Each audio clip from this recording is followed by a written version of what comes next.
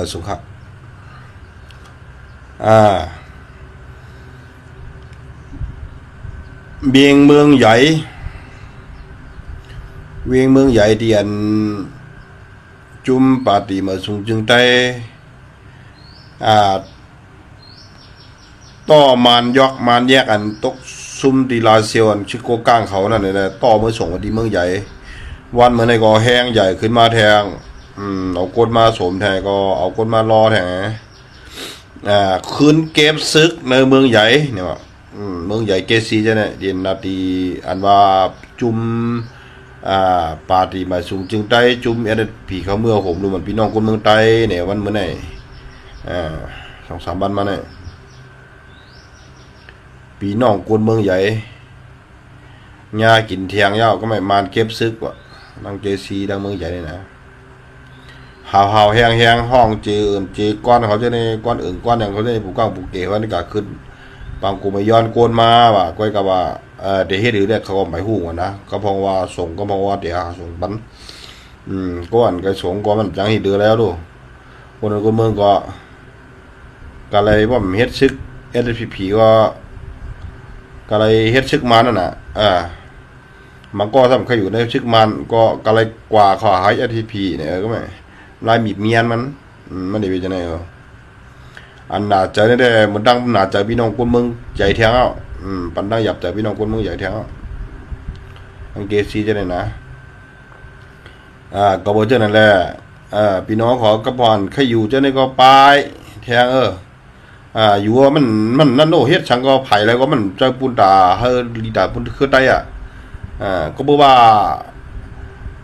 อาจจะจับมือยามแล้วว่าเฮามีเฮียงเฮาจุ้ยเฮียงเฮานำเฮาหลีนั่นก็หลีอยู่ปุ่นจะไหนก้อยกะเฮานำเฮาหลีเฮาจุ้ยดีๆก็มันดีเฮียงอย่างไรล่ะก็เพราะว่าตึกกันโดครับตึกเขียน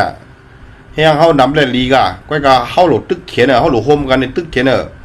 ปล่อยว่าเฮียงนำจุ่มเผอจุ่มมาไหนแหละตึกเผอตึกมันได้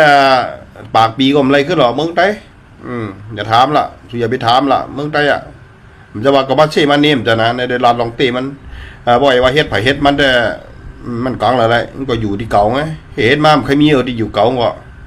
บ่มันห่มกันอะไรก็มันก็เหมือนในก็การเมืองไต้เฮาวันวันไหนบ่ห่มกันในเฮ็ดไผเฮ็ดมันสุดท้ายวังที่ไรเนี่ยมันได้หรอมาแล้วมันมีจุ่มเดี๋ยวมันมีหนำโลเข้ามาเฮ็ดเพจมันเข้าซ้ำเมียนกันแท้ก่อนสังเข้าเมียนกันเนี่ยยังเข้าหาอุบโอ้กันไรอยู่เนี่ยได้ยังแค้นอันนี้เข้ากันซ้ำขึ้นมาเฮ็ดไหนกันขึ้นมาดีอีกกลางหลายๆมันก็จมที่เก่าแค่ไหนเก่าวันมันได้มันบีบเขากูจุ่มอะไรมันบีบเขาในบีบเขาจึกคือไตให้ดังตับซึกเตอนี่กูจุ่มในเข้ากลางหลายๆนี่ก็ยอดเบอร์เข้านี่แหละยอดเบอร์กุดหลวงเขาเนี่ยมันเก่าไอ้ลีเป็นใหญ่มันเอาไปวนของมันเป็นใหญ่มันเอาวนปุ่นจ่าจึกคือไตเป็นใหญ่มันวนเอาต่อซ่ามาหน้าของมันเป็นใหญ่แหละเมืองไต้เอาจังไรเมื่อไหนเกินคือไต้ถือได้ปูเปี้ยกินกวนเมืองไต้อะไรขามต่ำกลางซึกมาปียาวข้าวหึงปังตึกมาวันเมื่อไหนก็ดังน้ำท่วมดังอย่างไงก็ยาเป็นคนไต้เอาลุ่มมาเดินไหลตุกข่ายบนมดด้วยหลักกูดีๆว่าน้ำท่วมเป็นจอยกันกวนเมืองไต้อันนี้จอยก็อีว่าได้มันนั่นขลอเฮิร์นที่เยอะมันขึ้นแก่นมันก็โอ้คนมีว่าผ่านมันเหมือนอะไรกันเข้า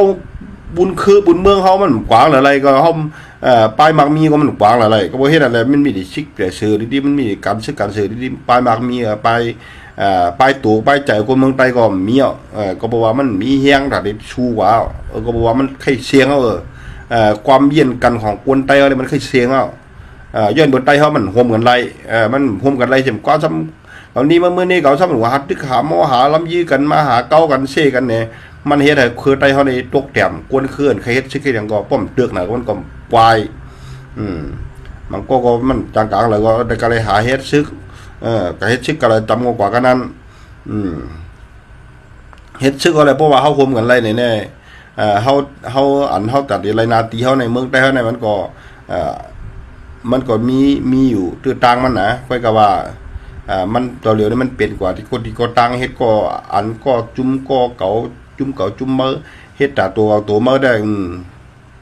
อย่าไปหวังละเมืองไทยอย่าไปฝันละมันไรวันมันเปิ้นมีพวกกูตั้งเนี่ยเปิ้นใครเมืองเฮาบ่ดีมกันในทางอินแกว่าเดี๋ยวคุบหมดว่าได้ละปอดห้องยืมก็เขาได้คุบมาปอดจานก็ได้เห็นมาไหหมดกันว่าได้แล้วนั่น พวกมันเอาหมากลงโยบดิเนี่ยนั่นแหละก็เพราะฉะนั้นแหละเขาพี่น้องเขาอยู่ดีกินนอนแค่ข้ามชามองท้ายการให้ขึ้นอย่ามาสุ่มกับวัดตามเมื่อน่ะก็บอกว่าเมืองไต้ไปกัดเย็นเพเข็นมากูตังกูภายย้อนห้ำใบหน้าจู้กันหันสายแรงอะไรก็เพราะฉะนั้นแหละ